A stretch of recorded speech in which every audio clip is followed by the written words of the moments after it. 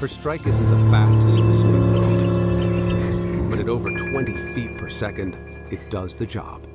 The shock of the attack stuns the bird, while the complex venom cocktail rapidly floods its body.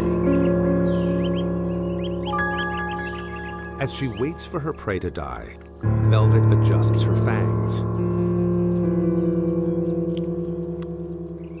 They can really get in the way sometimes.